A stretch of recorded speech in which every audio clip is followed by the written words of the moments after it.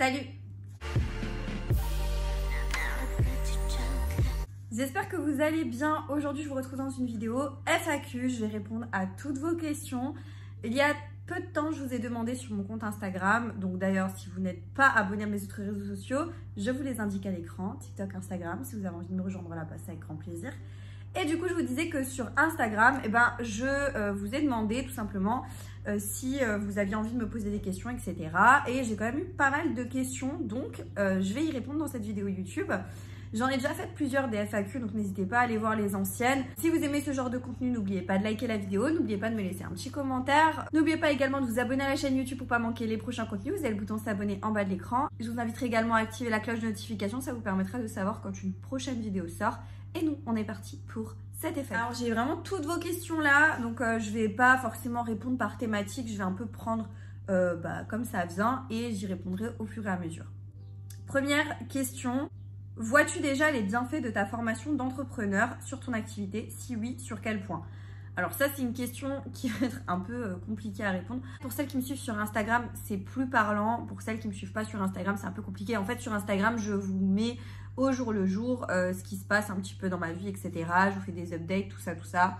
Si je suis en train de faire quelque chose, voilà, tout simplement. Je partage mon quotidien sur Instagram, en story notamment. Donc, n'hésitez pas à me rejoindre là-bas si vous avez envie justement de comprendre quand je parle, etc. dans les vidéos. Et il y a quelques mois, j'ai fait une formation sur la création d'entreprise, etc. Et c'était une formation assez longue. Et du coup, d'où cette question-là. Alors, franchement, pour être totalement honnête, la formation m'a appris certaines choses assez sympas, voilà, dans la vie d'entrepreneur, etc. Ou même dans la façon de penser qu'il faut avoir dans la vie pour entreprendre des choses, tout ça, tout ça.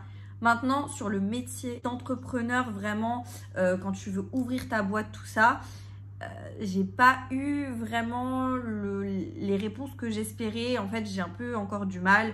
Je vous avouerai que honnêtement, tu fais tes recherches sur Internet, la plupart du temps, tu arrives à trouver tes réponses. Tu n'es pas obligé de passer par une formation. Enfin, du moins, la formation que j'ai faite, c'était pas non plus the formation. Donc voilà. Mais il y a quand même des points qui m'ont un petit peu éclairé. J'ai pu avoir des réponses sur où chercher les informations. Donc ça, c'est bien aussi. Donc oui, il y a eu des bienfaits, exactement lesquels c'est un peu compliqué. Je pense que c'est plus sur la façon de voir les choses et le fait de continuer à rester motivé, de savoir que y a des moments où tu es hyper motivé et on va dire que tout roule, donc ça va, tu as le moral au plus haut, et qu'il y a beaucoup de moments aussi où tu as le moral un peu plus bas, où tu te dis mais finalement, est-ce que ce que je fais c'est bien, est-ce que je vais y arriver, etc. Enfin, c'est continuellement, tu es tout le temps en train de te remettre en question. Donc c'est plus sur ce point de vue-là. Maintenant, le reste, pas tellement. Je pense que tu apprends. Moi, je suis très... j'apprends sur le tard et en fait, je fais pour apprendre. C'est comme YouTube, etc. Moi, j'y connaissais rien au départ et c'est vraiment en faisant que tu apprends. Donc, voilà. Surtout qu'en plus, cette formation au départ était faite pour un projet annexe à YouTube. Et finalement, ce projet-là, c'est pas qu'il est abandonné, c'est qu'il est vraiment en stand-by. On verra par la suite si un jour ou l'autre, ça se concrétise. Pour l'instant, c'est en stand-by, en gros stand-by. Donc voilà. Mais c'est pas grave, hein, c'est comme ça. Donc voilà, j'espère que j'ai répondu à ta question. C'était un petit peu brouillon, je sais, mais en fait, j'ai pas préparé cette vidéo. Mis à part les questions que vous m'avez posées, j'ai pas préparé mes réponses. Je fais vraiment au feeling, comme si je parlais en fait à une copine en fait. Tu fais quoi quand t'as rien à faire? Quand j'ai rien à faire, je regarde des films, des séries. Je prends soin de moi, c'est-à-dire je fais mes soins, etc. Et sinon, je dors. Voilà. Ensuite, on me demande, tu comptes te marier d'abord après enfant ou pas? Donc, je pense que ta question, c'est en gros, est-ce que tu te marierais? Est-ce que tu as envie de te marier avant d'avoir des enfants ou après, en gros? Honnêtement, je préférerais me marier avant d'avoir des enfants. Parce que pour moi, on va dire que l'enchaînement logique, c'est tu es en couple, tu vois si ça se passe plus ou moins bien, puis tu passes le cap de t'installer avec la personne, puis tu te maries et enfin, tu concrétises avec des enfants. moi, c'est mon parcours que j'aimerais, le parcours idéal. Je sais qu'il y a d'autres personnes, c'est dans un autre ordre totalement différent. Ça m'aurait pas dérangé de me marier avant de m'installer, non plus. Mais voilà, ça s'est fait comme ça pour ma part. Donc voilà, je préférerais me marier avant d'avoir des enfants. Mais si ça se fait pas dans cet ordre-là, c'est pas non plus très très grave. En fait, je suis très dans le sens où tout vient dans ta vie quand il faut, etc. Enfin, je laisse venir les choses à moi. Je vais pas bousculer le destin. Si ça doit se faire, ça se fait comme ça. Si ça doit pas se faire comme ça, c'est que ça devait se faire autrement. Voilà. Ensuite, quel est votre partage de tâches ménagères avec ton chéri? Cette question m'a beaucoup fait sourire. Je m'explique. En fait, je sais que c'est très archaïque comme façon de penser, mais je suis dans l'optique de... Je suis à la maison, je ne me déplace pas sur un lieu de travail. J'ai une charge de travail qui n'est pas forcément supérieure à lui, étant donné que mon chéri, pour celles qui le savent, travaille dans le bâtiment. Donc, il est dehors. Il porte très lourd toute la journée et il a une charge physique de travail qui est plus importante. Moi, c'est plus une charge mentale, on va dire ça comme ça. Donc, j'estime que les choses de la maison, c'est moi qui dois les faire. C'est-à-dire que je m'occupe de la vaisselle, je m'occupe de faire à manger, de toute façon, il ne sait pas. Je m'occupe du rangement, je m'occupe du ménage, je m'occupe du linge. En fait, je m'occupe de tout ce qui est à la maison. Et lui s'occupe de son travail. On va dire que s'il y a des choses de bricolage à faire, par exemple, s'il faut changer une ampoule, c'est lui qui va le faire. Si... je sais pas quoi vous dire d'autre. Enfin, s'il y a des choses lourdes à porter, c'est lui qui va le faire. Mais en ce qui concerne le ménage, c'est moi qui fais tout. Alors, ça m'arrive parfois, quand j'ai un petit coup de mou ou autre, ou quand il veut m'aider, il peut faire les sols, par exemple, aspirateur serpillière, ça arrive. Il s'occupe des balcons, voilà, il s'occupe de l'extérieur. Donc, c'est lui qui nettoie les balcons en général. Ça m'arrive de le faire, mais c'est principalement lui. Donc, il nettoie les balcons il s'occupe de notre aquarium. Voilà. Mais sinon, le reste, c'est moi qui fais. Et il range son linge. Ça m'arrive de le faire, mais sinon, c'est lui qui le fait. Et le soir, quand on débarrasse, ça peut arriver que je lui demande de débarrasser avec moi. Mais sinon, c'est moi qui fais. Alors, donc, on n'a pas vraiment de partage de tâches. Enfin, ça se passe pas vraiment comme ça. En fait, c'est moi qui fais parce que de toute façon, je veux que ce soit fait comme moi je veux. Et quand lui, il le fait, je trouve que c'est... Enfin, il y a des choses qui me plaisent pas forcément, donc je préfère le faire moi-même. Voilà, je sais que c'est une façon de penser qui est très archaïque et pour certaines, c'est un truc de dingue de penser comme ça à l'heure actuelle. Mais pour moi, c'est comme ça. Voilà. Ensuite, est-ce que tes abonnés sont aussi importants que ta famille et amis? Love you avec un cœur. Donc, c'est trop mignon. Franchement, vous êtes trop chou dans vos messages et tout. Moi, je trouve ça trop mignon. Trop d'amour, en fait. Alors, je dirais pas que mes abonnés sont plus importants que ma famille, étant donné que ma famille, c'est vraiment tout pour moi. Je pense que celles qui me suivent depuis un moment, vous avez compris. Vraiment, mes piliers de vie, c'est mes parents et ma famille. Et du coup, mon chéri et la famille de mon chéri qui est du coup ma famille aussi. Donc, je dirais pas que vous êtes plus important que eux parce que ce serait vous mentir et que je suis pas du tout dans le mensonge. Mes amis, pour vous dire honnêtement, j'en ai pas des masses. J'ai 2 copines et après, sinon, c'est les filles de ma famille qui sont comme mes amis. Mais vous avez une grande place pour moi étant donné que vous êtes là. Sans vous, tout ça, ça fonctionnerait pas. Et du coup, je prends vraiment compte de tout ça. J'essaye de répondre à tout le monde. Que ce soit en commentaire, en message, etc. Vraiment, j'essaye de prendre le temps de répondre à chacune. Et je pense que celles avec qui on échange souvent, vous pourrez témoigner de ça. Je réponds, je suis présente. Si vous avez des moments de doute ou des moments où ça va pas, vous pouvez m'écrire, je vous réponds. Parce que comme pour vous, en fait, pour moi, quand il y a des moments où ça va pas trop, vous êtes tellement sympa à tout le temps me faire des compliments. Alors certes, j'ai aussi des messages pas sympas.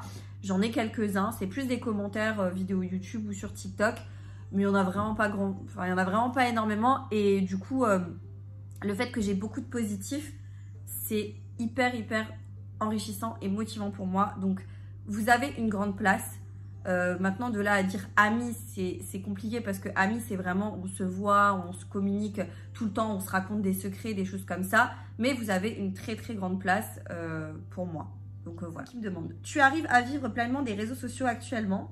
Alors oui, je suis très très contente de ça d'ailleurs parce que c'était vraiment, on va dire, un objectif que j'ai atteint. Donc je suis fière de moi, je suis contente et je pense que c'est important aussi de se féliciter et d'être fière de soi-même. Donc oui, je vis de YouTube, des réseaux sociaux, tout ça. Je le considère vraiment comme un vrai travail, c'est-à-dire que j'ai mon planning, j'essaye de le respecter au mieux. C'est pas toujours évident, mais je fais au mieux. J'ai un planning de sortie de vidéos YouTube, j'essaye de m'y tenir et depuis que j'ai changé ce planning-là, je pense que vous l'aurez compris, mais je le maintiens assez bien. Donc voilà. Oui, j'en vis pleinement. Alors, je roule pas sur l'or. Hein. Faut pas croire du tout que les réseaux sociaux vous rapportent une masse d'argent, même si c'est déjà très très bien. Mais voilà, je me dégage pas non plus un salaire de dingue. Je peux vivre de YouTube et c'est exactement ce que je voulais pour pouvoir vivre d'un de mes loisirs, être ma propre patronne, donc ne plus devoir de compte à qui que ce soit et surtout pour pouvoir entretenir ma maison, m'occuper de ma maison. D'être chez moi, de ne pas avoir le stress de devoir se déplacer, d'être en contact direct avec des gens, de la clientèle, etc. Parce que ça, je ne veux plus. Donc oui, je suis trop contente et effectivement, je vis des réseaux sociaux. Quels sont tes produits make-up préférés? J'en ai pas mal. D'ailleurs, je pense que je vais pas tarder à vous refaire une vidéo favoris sur tous mes produits favoris, etc. Parce que ça, c'est des vidéos que vous aimez bien. J'aime bien les faire aussi, c'est juste que j'y pense pas tout le temps. Et du coup, si tu veux savoir un petit peu mes produits préférés, n'hésite pas à te référer à mes anciennes vidéos de produits favoris. Et bien évidemment, j'en referai une.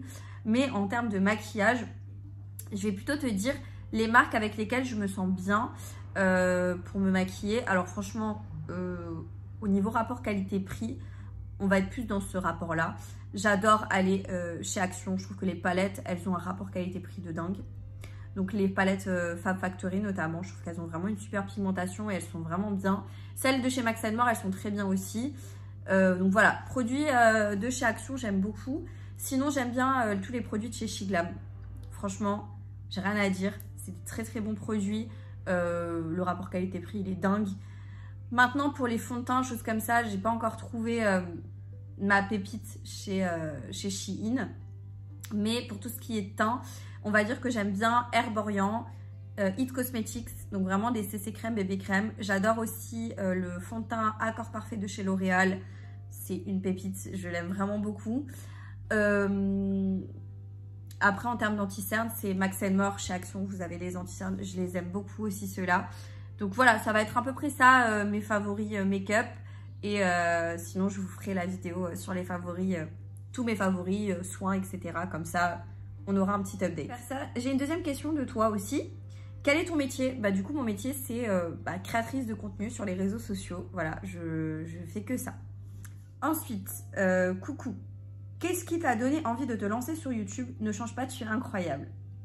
Franchement, vous êtes trop chou. Sérieux, vraiment, merci vraiment pour tout l'amour, tout le soutien. C'est un truc de dingue, vous êtes trop sympa. Et c'est justement vous qui me donnez envie de continuer aussi parce que, comme je disais, sans vous, ça servira à rien. Donc, le fait que ça vous plaise et que tout le temps, on me motive à continuer, on me dit ne t'arrête pas, continue, etc. Ça me fait trop plaisir, voilà. Donc, qu'est-ce qui m'a donné envie d'être sur YouTube? Je crois que c'est une question à laquelle j'avais déjà répondu dans une ancienne FAQ. En fait, quand j'étais un peu plus jeune et que y a notamment toutes les grandes youtubeuses qui commençaient à poster sur les réseaux et tout, j'adorais regarder ce qu'elles faisaient, voilà. Je me disais, ça doit être génial, tester des produits, tout ça, ça doit être trop cool et tout. Et j'avais envie de commencer les réseaux sociaux, sauf qu'en fait, pour X ou Y raison, je me lançais pas. Et jusqu'à un moment où je me suis dit, bon, là, franchement, on le fait. Sachant que moi, j'adore tester des produits. Déjà, de base, j'achetais énormément de choses. Et à chaque fois que je voyais des trucs, j'avais envie de tester. Et puis, je faisais un petit compte rendu à mes copines, à ma famille, où je disais, tiens, là j'ai trouvé ça et ça, c'est génial, faut que tu testes, etc. Et je commençais déjà en fait ce truc d'influence entre guillemets où bah, je disais à telle ou telle personne, ce produit est génial pour X ou Y raison, et la personne me disait ah ouais je vais l'acheter et tout. Donc je me disais, bon, si je partage des bons plans, si j'arrive à trouver des pépites, des choses comme ça, pourquoi pas en fait en faire profiter tout le monde et commencer sur les réseaux sociaux et bah voilà, partager mes bons plans, tout ça. Et je me suis dit, bah si ça fonctionne, tant mieux. Si j'ai des personnes qui me suivent et que ça peut aider certaines bah, à choisir tel ou tel produit, bah j'aurais au moins aidé quelques filles. Et finalement, ça a bien pris et ça a bien monté. Et maintenant, on est plus de 30 000 sur la chaîne. Et franchement, c'est énorme pour moi. Hey, j'aime trop tes vidéos. Que regardes-tu comme série ou film en ce moment? Bah, merci déjà pour le compliment. Et qu'est-ce que je regarde comme film ou série en ce moment? Alors, j'ai terminé Mon Petit Reine. D'ailleurs, il faut que je vous en parle sur Instagram. Franchement, je vais catastrophique. Catastrophique dans le sens où... ça avait fait un buzz quand c'est sorti, tout le monde en parlait sur TikTok, etc. Mais en fait, celles qui ont vu la série, dites-moi que, ok, la nana a un problème psychologique, mais le mec aussi, en fait, il a beaucoup de troubles. Et du coup, moi, je m'attendais pas du tout à ça. La série m'a choquée. Il y a beaucoup de... Il y a de la drogue, des rapports à la dépendance affective. Enfin, franchement, c'est très malsain. Et du coup, ouais, je recommanderais pas forcément cette série. Voilà. Mis à part ça, ben après, les films que je regarde en ce moment, je vous les partage souvent sur Insta, comme d'hab. Je vous dis ben, quand je vais au ciné, etc. Les derniers films que j'ai vus. D'ailleurs, j'ai vu La Planète des Singes. Vraiment, j'ai pas du tout aimé. Voilà, le film était très bien tourné, très belles images, très beau film. Mais en soi, l'histoire... c'était vraiment pas terrible. Donc voilà. Ouais. C'est un peu tout ce que j'ai à dire pour le moment. Et sinon, suivez-moi sur Instagram pour voir au jour le jour ce que je regarde et ce que je peux vous donner comme avis. J'ai envie de regarder la 3e saison des Bridgerton. Il faut absolument que je la regarde. Donc voilà. Peux-tu nous dire la signification de tes tatouages? Alors, je sais que certaines ont vu que je m'étais fait tatouer du coup au niveau de la cheville des deux côtés. Donc d'un côté j'ai un petit cœur. En fait il n'y a pas vraiment de signification si vous voulez parce que c'était plus esthétique et joli. Donc d'un côté j'ai un petit cœur tout simple hein, et de l'autre côté j'ai fait écrire amore, donc amour en italien. Tout simplement parce que ben, je pense que l'amour c'est hyper important dans la vie et que voilà j'avais envie de me faire tatouer ça sur le corps. Et parce que je trouvais ça aussi très joli. Donc voilà. Mais pour l'instant, j'ai pas encore d'autres tatouages et donc pas de signification particulière à te donner. As-tu beaucoup de haters? Si oui, comment le vis-tu? J'en ai un petit peu parlé du coup avant. J'en ai pas tellement. Franchement, j'ai pas grand nombre de personnes qui commentent des choses. En fait, après que tu ne sois pas d'accord avec moi et que tu commentes quelque chose pour dire bah voilà, moi, mon point de vue, c'est ça et ça. Je suis pas forcément d'accord. Mais que tu développes et que ce soit constructif. Tu vois, là, ok, j'appelle pas ça un haters, mais vraiment juste les gens qui viennent sous tes vidéos pour te dire que t'es grosse, par exemple, parce que je suis désolée, on me l'a déjà dit. Donc ça, pour me dire que ce que je fais c'est de la merde, enfin, pour me dire que ce que je fais c'est pas bien, mais sans me donner de détails en plus. Ouais, juste des gens qui disent ah bah ça c'est moche, ça c'est ci, ça c'est ça. En fait, développer, aller plus loin et puis surtout ne voyez pas plus loin que le bout de votre nez. C'est pas parce que vous appréciez pas un vêtement ou parce que vous appréciez pas telle ou telle chose qu'en fait il faut en faire une généralité et qu'il faut que tout le monde soit d'accord avec vous. Chacun a ses goûts. Et surtout, je vois pas l'intérêt de commenter des trucs qui servent à rien comme ça. Donc voilà. En fait, je leur donne pas l'heure. Je réponds très rarement. Ça m'est arrivé 1 ou 2 fois de répondre. Enfin, ça m'est arrivé quelques fois de répondre.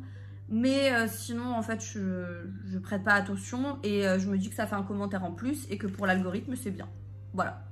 Donc, ça me passe au-dessus. Et fort heureusement, j'ai très peu de haters, comme tu peux le dire, par rapport au nombre de personnes qui sont hyper bienveillantes, qui sont hyper gentilles et qui mettent des commentaires juste trop sympas. Donc voilà, c'est plus vous et votre bienveillance qui me font bah, continuer et pas calculer les autres. Voilà. As-tu déjà eu les cheveux courts genre au carré? Oui, j'ai déjà eu les cheveux courts genre au carré quand j'étais en 6e ou en 5e, je crois, je sais plus exactement. Je m'étais fait un carré, mais genre un carré plongeant. Et ça allait pas du tout, bah, parce que j'avais pas vraiment le style qui allait avec, mon visage n'était pas comme ça, enfin, j'étais différente. Déjà, j'étais beaucoup plus mince, j'étais très maigre, je peux le dire parce que ça me concerne. J'étais très maigre étant plus jeune. Là, maintenant, ça va, je suis bien, ça me convient. Mais ouais, j'étais très maigre, du coup j'étais très creusée, etc. Donc avec le carré, c'était pas... Je sais pas, ça me semblait pas terrible. Donc voilà, j'ai déjà eu un carré, mais... Et sinon, j'ai continué. Après ça, bah, je pense que ça m'a traumatisée. Du coup, j'ai laissé mes cheveux pousser et depuis, j'ai les cheveux longs, quoi. Tu as fini ta formation, ça consiste à quoi? Donc je pense que tu voulais dire ça consiste en quoi la formation que j'ai pu faire. Donc j'en ai parlé avant. Bah, c'était une formation de création, sur la création d'entreprise. Donc oui, je l'ai fini. Et voilà, c'était tout simplement pour t'apprendre la création d'entreprise. Alors, comme je l'ai dit, j'étais pas non plus hyper contente à 100% de tout ce que j'ai appris. Il y a plein de choses que j'aurais voulu qu'on m'enseigne, comme les étapes réellement de la création d'entreprise. C'est pas juste trouver une idée, savoir comment en parler, etc. Enfin, ça, à la limite, c'est important, mais c'est pas le vif du sujet. Moi, j'aurais bien voulu qu'on me dise, bah voilà, toutes les démarches à faire et les étapes réellement pour créer et ouvrir ton entreprise. Ça, en fait, on l'a pas trop abordé et ça, tu le retrouves sur Internet. Donc, en fait, voilà. Si tu devais choisir qu'un seul produit de maquillage, ça serait lequel? Qu'un seul produit de maquillage, en sachant que bah, là par exemple je suis pas du tout maquillée et que en fait je me maquille très peu la semaine, voire pas du tout. Et quand je me maquille, la semaine j'utilise uniquement donc un gel à sourcils pour fixer mes sourcils et une poudre bronzante et un baume à lèvres. Donc on va dire, ce que je garderai, je pense que c'est la poudre bronzante pour donner bonne mine ou le gel à sourcils. J'hésite entre les deux. Mais sinon, j'ai pas d'autres indispensables qui seraient vraiment hyper importants parce que en soi, j'ai plus du tout de problème à m'accepter sans maquillage, sans rien sur la peau. Alors oui, j'ai des extensions de cils, ça aide. Mais voilà, je pense que ce serait uniquement ça. Ma question est, est-ce que tu désires avoir des enfants? Alors oui, alors c'est une question qui est très bien posée. Parce que souvent on me demande c'est quand que tu fais des enfants, enfin voilà, des questions assez brutes de décoffrage. Là c'est bien parce qu'en fait tu sous-entends le fait que je pourrais éventuellement ne pas avoir envie de faire des enfants. Ce qui peut arriver, ce qui est le cas pour certaines et je respecte totalement. Oui, j'ai envie d'avoir des enfants, ouais, j'en ai envie, mais je ne sais pas quand est-ce que je serai prête. Et j'ai un peu du mal à savoir quand est-ce que je serai prête, sachant que autour de moi, j'ai beaucoup de personnes qui ont des enfants, donc je vois ce que ça implique d'avoir un enfant. C'est un changement de vie. Il faut vraiment prendre conscience que c'est pas qu'ils n'ont pas voulu être, qu'ils n'ont pas choisi en fait de venir au monde. Donc si tu prends cette décision là pour eux de les mettre au monde, c'est pour vraiment assumer, être derrière eux, te consacrer à eux et voilà, vivre pour eux sans t'oublier totalement, mais vivre pour eux aussi, être présent, essayer d'éviter de leur créer des troubles pour plus tard. Ça c'est vraiment un truc qui, en fait je pense que je me pose beaucoup trop de questions, ce qui fait que pour l'instant j'ai pas encore je ressens pas encore le désir. Par moments oui, j'ai envie vraiment d'avoir des enfants, puis je me dis, tu sais que si tu as des enfants, ça et ça, ce sera plus possible comme toi tu le veux. Parce que c'est eux qui passent en priorité. Enfin, moi, j'ai été élevée comme ça et je veux élever mes enfants comme ça. Donc voilà. Surtout qu'en plus, je vois qu'autour de moi, il y a des personnes qui se séparent après avoir fait des enfants. Je veux dire, après, voilà, je juge pas, mais il faut bien réfléchir. Un enfant, c'est pas un jeu. C'est pas une lubie. C'est pas, voilà, tu te lèves un matin, tu dis, ça y est, je vais être maman. Non. faut réfléchir quand même. Enfin, pour moi, il faut quand même réfléchir. Donc, moi, je ne me vois pas encore faire ça. Donc, voilà, je veux des enfants, mais pas tout de suite, tout de suite. De toute façon, on attend d'être bien stable tous les deux au niveau finance, le plus possible, pour vraiment pas galérer, parce que ça coûte des sous un enfant. Donc, voilà. Et une autre question, tu vas te marier. Alors, j'aimerais beaucoup, beaucoup me marier. Ça, je suis très, très, très prête à me marier. J'attends la demande. Et j'attends surtout, je pense, les finances pour pouvoir financer un mariage comme moi je le désire, parce que je sais très bien qu'un mariage, ça peut vraiment peu coûter. Mais j'ai des envies pour mon mariage, ce qui fait que on a besoin quand même encore d'un petit peu avoir des sous pour pouvoir réaliser mes envies. Donc voilà, j'attends la demande et on attend peut-être les finances pour pouvoir se marier. Veux-tu te marier et avoir des enfants? PS, choisis. Moi, je t'adore et je te suis depuis le début. Je réponds à tout le monde, sauf si vraiment la question est répétitive, mais je réponds à tout le monde. Je l'ai quand même déjà dit, donc oui, je veux me marier et oui, je vais avoir des enfants, donc je te laisserai... Enfin, tu auras écouté le discours d'avant, mais j'épinglerai ton message. Est-ce que tu vas reprendre un travail à côté ou continuer que YouTube pour le moment? Alors, pour l'instant, je vois pas la nécessité ou j'ai pas le besoin de prendre un travail à côté. Et je continue tout sur YouTube. Si un jour je vois que c'est compliqué avec les revenus YouTube et réseaux sociaux, bien évidemment que j'aurai pas d'autre choix que de travailler à côté. Mais pour l'instant, c'est pas une option pour l'instant. Ensuite, alors là, tu as été productif, tu m'as fait 4 messages. Enfin, tu m'as posé 4 questions. Tu as l'air organisé pour gérer travail, ménage, du temps pour les sorties. Comment fais-tu? Tu as un planning? Alors... je suis de nature quelqu'un de très stressé, donc je dois m'organiser impérativement, sinon je m'en sors pas et ça me fait peur et j'ai l'impression que je vais pas y arriver. Donc en fait, ce que je fais, c'est que oui, j'ai un planning, donc je me suis fait un planning pour tout ce qui est réseaux sociaux. J'essaye de m'y tenir et à côté de ça, en fait, je pense que c'est une façon d'être, je suis plus ou moins organisée et je fais beaucoup de listes. Par exemple là, si tu veux, j'ai un petit carnet où je fais des listes et des listes et des listes et je barre au fur et à mesure. Ou alors j'ai des objectifs par jour où je me dis, bah voilà, aujourd'hui il faut que je fasse ça, ça, ça, ça, ça. J'essaye de le prendre dans l'ordre le plus intéressant pour moi ou ce qui est le plus facile ou en point de vue organisation, ce qui est le plus adapté. Et en fait, je lance la journée comme ça et je sais que là, il faut que je fasse ça, ça, ça. Donc par exemple, si je veux sortir l'après-midi avec mes parents, je sais que le matin, je vais devoir me lever tôt si j'ai beaucoup de choses à faire et j'organise ma matinée et du coup, je travaille à fond le matin et j'essaye d'être au taquet. Donc voilà. Après, faire tourner une machine, étendre du linge, ranger de la vaisselle, ça prend pas énormément de temps, ça te prend 10-15 minutes à faire, donc c'est pas énorme. Ma machine de linge tourne pendant que je fais des vidéos ou de la création de contenu et après je me prends 5-10 minutes pour étendre le linge.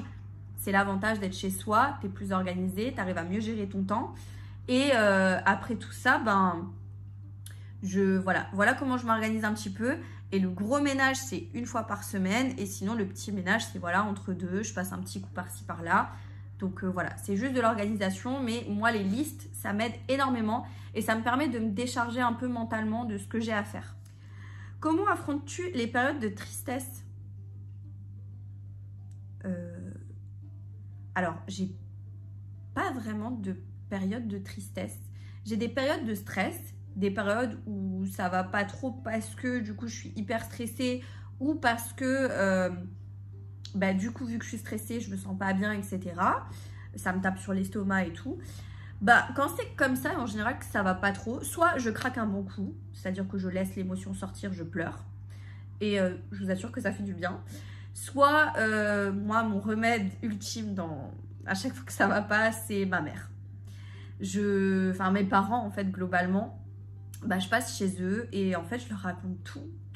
Donc ça me décharge, en fait, c'est ma thérapie. C'est-à-dire que tout ce qui s'est passé dans les jours d'avant ou peu importe, je me décharge et je parle. Et s'il y a de l'émotion, il y a de l'émotion, je pleure. Et voilà, c'est ça. Donc je pense que pour moi, affronter les périodes de tristesse, c'est vraiment pouvoir en parler à quelqu'un de confiance et se décharger. Et moi, c'est ce que je fais avec mes parents.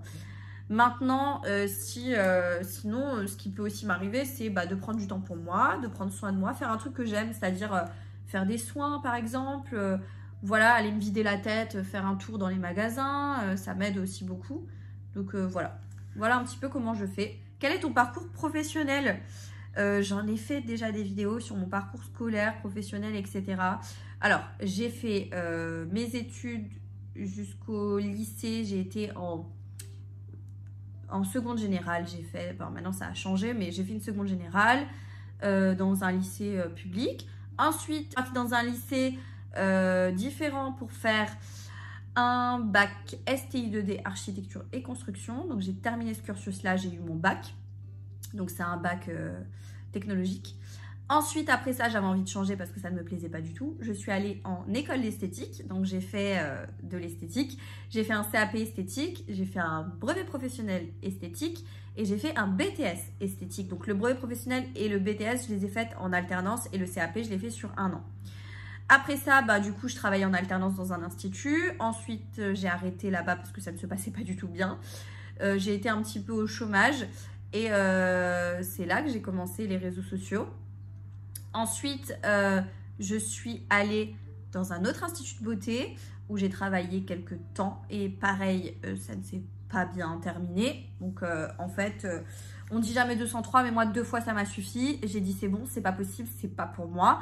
Et du coup, j'ai arrêté. Et donc là, je suis à mon compte sur la création de contenu et les réseaux sociaux. Voilà, je t'ai fait ça en rapide, mais n'hésite pas à aller voir les autres vidéos qui parlent de mon parcours professionnel et de mon parcours scolaire. Qu'est-ce qui t'a donné envie de faire de la création de contenu? Bon, j'y ai répondu du coup avant. Vraiment, c'est le fait de partager des bons plans et j'adore tester les produits, tout ça. Donc voilà. Coucou Cassie, est-ce que tes projets hors YouTube avancent? Comment vas-tu? Alors ça va très bien, merci. J'espère que toi aussi tu vas bien. Comme je l'ai dit tout à l'heure, mes projets hors YouTube sont en stand-by. Donc voilà, c'est pas grave. Il n'y a rien de très très grave. De toute façon, c'était un projet annexe comme ça. Si ça se fait un jour, ça se fait. Si ça ne se fait pas, c'est pas grave. Et ça m'a appris plein de choses. Donc voilà. Et écoutez, j'ai fait le tour. C'était la dernière question. J'espère que cette vidéo vous aura plu, que vous en avez un petit peu plus appris sur moi et du coup c'était plus des questions d'actualité, on va dire, de ce qui se passe dans ma vie actuellement.